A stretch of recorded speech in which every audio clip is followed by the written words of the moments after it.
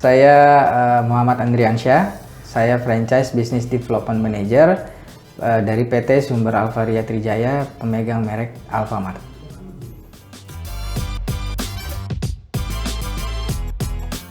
Kita Alfamart dimulai di tahun 1999, berawal dari satu gerai Alfa Minimart di Tangerang, Banten.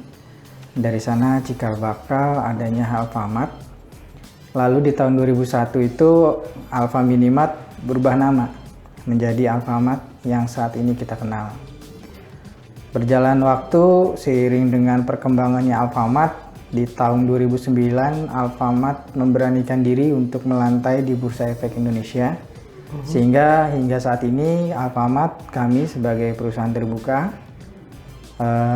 hingga tahun 2021 ini kita berkembang cukup pesat sekali. Ya, Alfamart untuk tahun 2021 kita sudah berjumlah lebih dari 16.200 gerai. Di dalamnya ada 4.200 lebih toko franchise. Dan perkembangan terakhir kita sudah hampir hadir di seluruh Indonesia, mulai dari Pulau Sumatera di paling barat hingga di Pulau Papua di paling timur. Hingga bulan ini kita di Papua sudah hadir 20 lebih toko. Sebenarnya untuk menjadi mitra Alfamart persyaratannya cukup sederhana. Hanya ada 3 syarat besar. Yang pertama adalah calon mitra harus memiliki usulan lokasi di mana akan dia hadirkan Alfamart-nya.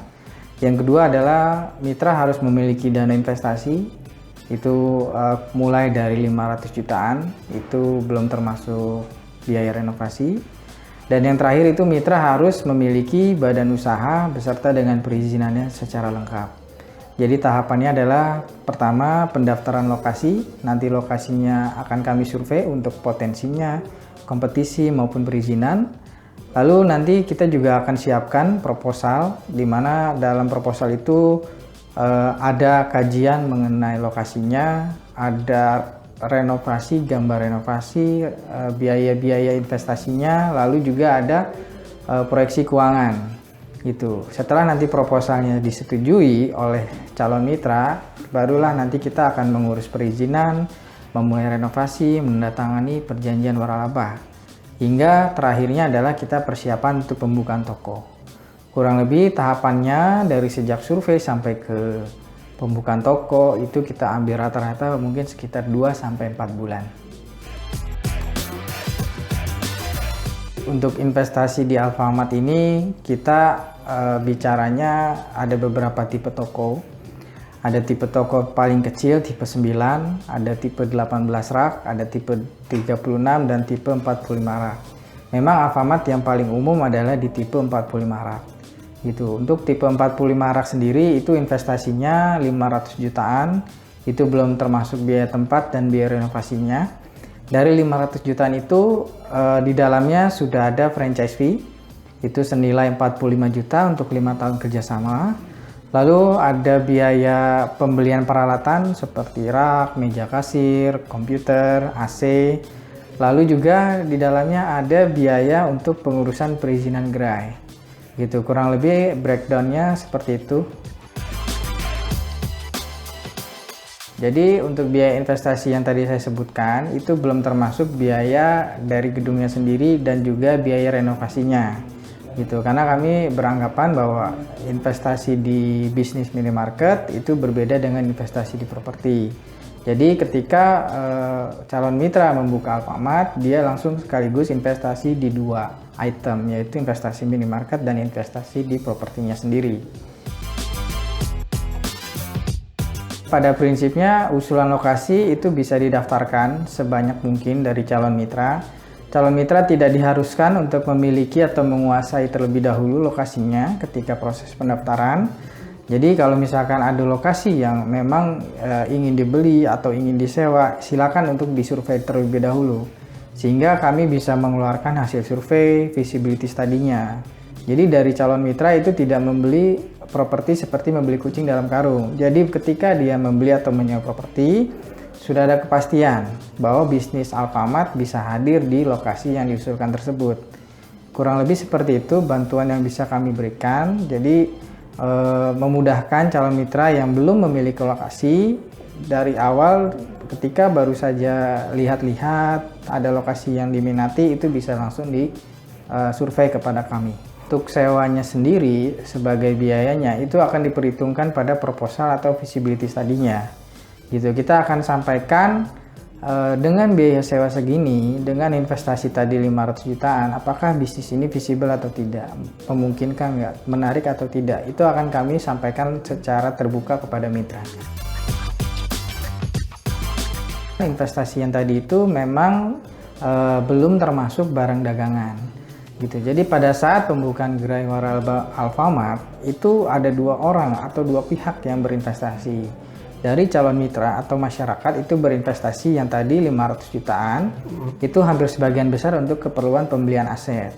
Lalu kami pun dari Alfamart akan melakukan investasi. Investasinya apa? Kita akan menyediakan barang dagangan tanpa mitra perlu membayar terlebih dahulu. Jadi kami akan sediakan barang dagangannya, kami supply ke toko, itu nanti pembayarannya seperti hutang dagang, ada jatuh temponya gitu. Jadi mitra tidak perlu mengeluarkan lagi investasi awal yang cukup besar untuk item produk barang dagangannya, itu nanti disuplai langsung oleh Alfamart.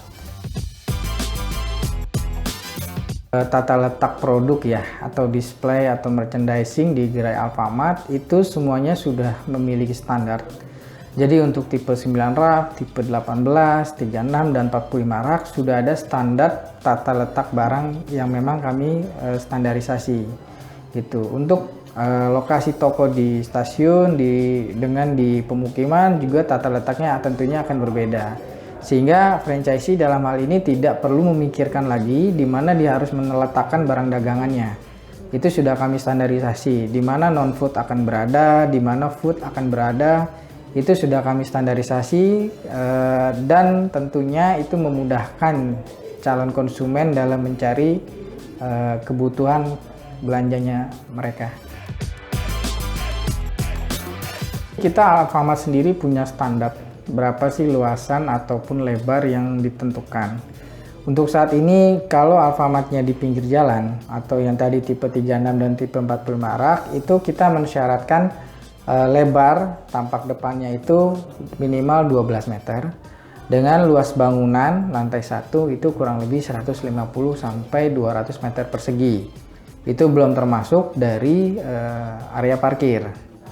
Seperti itu. Tapi kalau untuk Alfamart yang kecil yang seperti di stasiun, perkantoran, itu dimungkinkan untuk lokasi tersebut luasnya 30 sampai 60 meter persegi.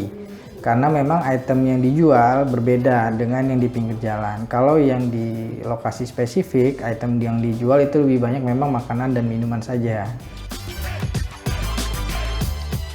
Kita sudah berpengalaman hampir lebih dari 15 tahun ya untuk bekerja sama waralaba. Kita selalu menginginkan yang terbaik untuk mitra kita. Jadi kita mensyaratkan atau kita bilang mengusulkan kepada para mitra untuk segera membentuk badan usaha ataupun mempergunakan badan usaha yang mereka sudah ada. Gitu. Jadi memang untuk bermitra bersama Alfamart itu harus berupa badan usaha, bisa CV ataupun PT seperti itu. Jadi kalau untuk perorangan untuk saat ini mohon maaf memang kami belum sarankan. Jadi lebih baik dari para mitra itu bisa segera membentuk badan usaha. Untuk kerjasama waralaba sendiri di kita itu masa kerjasamanya adalah 5 tahun atau per 5 tahun. Jadi kerjasama pertama itu perjanjian waralaba berjangka waktu kurang lebih itu 5 tahun. Jika memang nanti akan ada perpanjangan atau dia cukup puas dengan Alfamartnya, itu diperpanjang lagi untuk 5 tahun berikutnya dan seterusnya. Pada saat mitra ingin melakukan perpanjangan, tentunya akan ada biaya yang harus mereka keluarkan. Yang pertama adalah franchise fee tadi. Biaya franchise fee itu kan 45 juta untuk 5 tahun kerjasama. Jadi pada saat di 5 tahun kedua, dia harus membayar kembali franchise fee untuk 5 tahun kedua. Itu satu. Yang kedua adalah Tentunya pada saat toko berjalan selama 5 tahun itu banyak ya kita bilang beberapa bagian ataupun beberapa item yang perlu peremajaan. Misalkan toko tersebut perlu dicat ulang karena sudah kusam, sudah 5 tahun, ataupun AC-nya sudah tidak dingin lagi, komputernya sudah lemot. Nah, hal-hal tersebut itu harus segera diperbaiki ataupun diganti. Tapi untuk yang item-item tadi itu memang pada saat akan dilakukan perpanjangan baru bisa kita cek gitu. Jadi tidak serta-merta orang yang mau memperpanjang kerjasamanya harus ganti AC, tidak juga seperti itu gitu. Jadi yang pasti mereka keluarkan adalah biaya franchise fee 45 juta untuk 5 tahun. Lalu untuk kayak perbaikan toko, penggantian aset itu nanti dilihat pada saat kerjasamanya akan berakhir. Ya, kami di Alfamart mensyaratkan setiap usulan lokasi yang didaftarkan lalu dikaji itu harus memiliki masa pengembalian modal atau PB period di bawah 42 bulan. Jadi ketika visibility study lokasi tersebut di atas 42 bulan itu kami tidak mensyaratkan atau itu kami tolak gitu. Jadi memang kami cukup ketat untuk pemilihan lokasi waralaba. Jadi kalau investasi 500 jutaan tadi tidak kembali di 42 bulan, itu lokasi tersebut kita nyatakan tidak visible atau kami tolak. Ya, jadi untuk tenaga kerja atau karyawan di toko Alfamart itu memang untuk suplainya, ketersediaannya kami yang bantu. Jadi calon mitra dalam hal ini franchise-nya Alfamart itu tidak perlu lagi mencari tenaga kerja, melakukan rekrutmen, seleksi, training dan lain sebagainya. Itu sudah kami yang bantu kelola semuanya. Jadi kita yang akan carikan karyawannya, kami yang akan training dan nanti kami akan tempatkan di tokonya franchise kami. Nah, kita pun setiap harinya buka toko itu paling tidak 3-4 toko. Kami pun ada kesulitan untuk mencari sumber daya manusia. Calon-calon tenaga kerja itu kami pun ada kendala. Jadi kalau memang dari calon mitra ada mungkin tetangganya atau saudara-saudaranya ingin bekerja sebagai karyawan di Alfamart, itu kita sangat welcome sekali. Tapi tentunya kita harus lihat lagi kepada kriteria dari sisi usia, lulusan sekolahnya dan lain sebagainya. Itu tentunya kita akan lihat lagi. Lalu juga kita akan seleksi lagi untuk psikotesnya dan lain sebagainya. Kalaupun memang semua sudah memenuhi standar dari kita punya tenaga kerja, tentu kita bisa terima dan nantinya tentu bisa kita pekerjakan di toko Alfamart mitra kami tersebut. Di gerai Alfamart, di toko Alfamart. Jadi ketika ada teman-teman dari UMKM yang ingin berjualan di depan toko ataupun di teras toko, ataupun ada ATM dari perbankan, itu nanti untuk biaya sewanya sepenuhnya 100% itu menjadi miliknya mitra.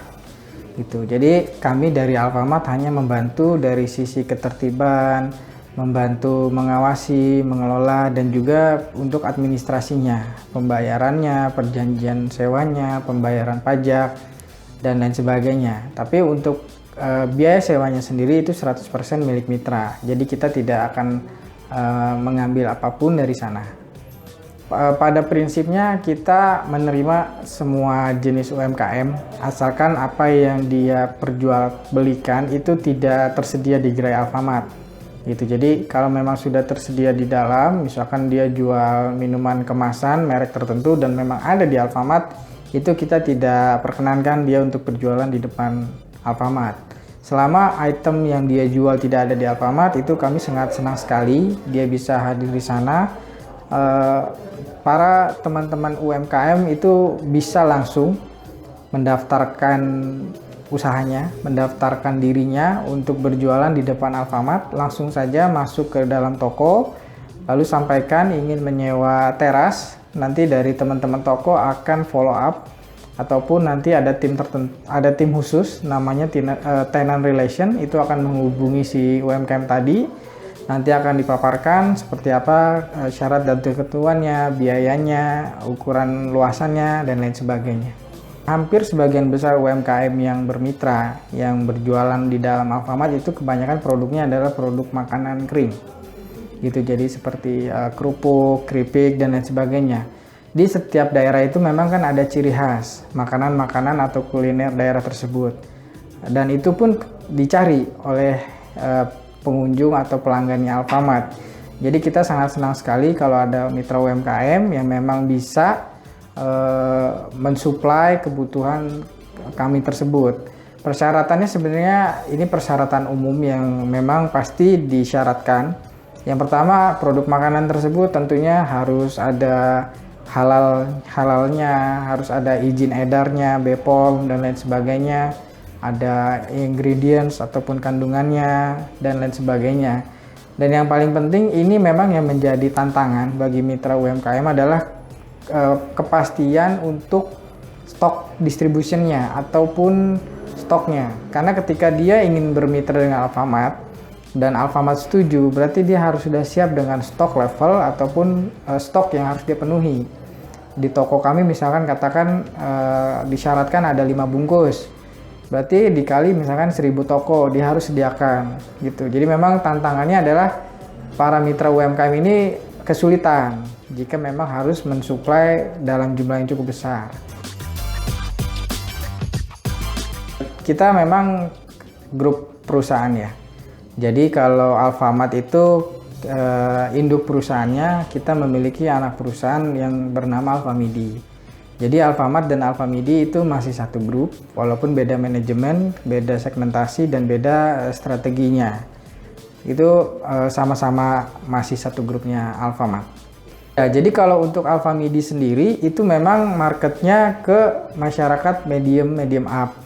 Kenapa bisa kita bilang seperti itu? Karena pada gerai Alfamidi kita menyediakan makanan ataupun fresh food ya. Jadi misalkan buah-buah segar, lalu ada daging, ya kan, ayam-ayam. Gitu. Jadi seperti itu. Itu memang kebutuhan yang lebih banyak dicari oleh teman-teman pelanggan kita di kelas medium up sih. Alfamart merek asli Indonesia saat ini sudah ada di Filipina. Kita hadir di Filipina itu mulai tahun 2014. Sejauh ini memang perkembangannya cukup baik sekali. Belum sebanyak dengan kompetitor kita yang ada di sana. Tapi dari tahun 2014 sampai saat ini tahun 2021 kita sudah memiliki 3 distribution center di Filipina, dan hingga saat ini kita sudah memiliki 1.200 toko di Filipina. Itu jadi jumlah yang cukup besar sebetulnya. Apabila kita lihat kedepannya kita akan lebih banyak lagi karena sudah mulai diminati, jadi sudah mulai ditanyakan untuk kerjasama sub franchise lagi di sana. Hampir sebagian besar memang produk Alfamart di Filipina itu berasal dari negara itu sendiri ya. Tapi memang kami bermitra dengan Principal di Indonesia sudah cukup lama. Kita pun mengencourage para mitra kita Principal di Indonesia untuk bisa juga hadir di Filipina. Gitu. Jadi kalau mereka memang belum pernah mencoba berjualan gitu ya di pasar Filipina, dia bisa coba masuk di Alfamart Filipina gitu untuk mengetahui seberapa diminati ya kan produk dari Indonesia di negara tersebut. Sejauh ini yang kita ketahui ada beberapa produk asli Indonesia yang sudah kita jual di Alfamart Filipina, dan itu memang memiliki uniqueness sendiri sehingga cukup diterima dengan baik di sana. Harapannya memang nanti ke depannya makin banyak lagi produk-produk dari Indonesia yang bisa kita jual di Alfamart Filipina. Sejauh ini kita masih fokus di Filipina karena Filipina secara segmen, secara demografi dan lain sebagainya itu mirip-mirip dengan Indonesia. Berkaca pengalaman kita untuk mengembangkan toko di Indonesia, kita rasa dengan jumlah 1.200 toko di Filipina itu masih jauh dari cukup. Jadi kami masih akan fokus untuk melakukan pengembangan di Filipina. Kita masih fokus di sana. Kita belum akan buka di negara lain terlebih dahulu. Ya, jadi kita ada layanan Alfa Care itu di nomor 1500959. Itu teman-teman dari Alpha Care atau care center kami bisa membantu Sobat Expo yang ingin mengetahui tentang Alfamart ataupun mengunjungi website kita di alfamart.co.id. Di sana ada informasi-informasi mengenai kerjasama waralaba Alfamart. Juga tersedia kontak person di setiap kantor cabang. Misalnya Sobat Expo dari kota Surabaya itu bisa menghubungi kantor cabang kami yang di Sidoarjo.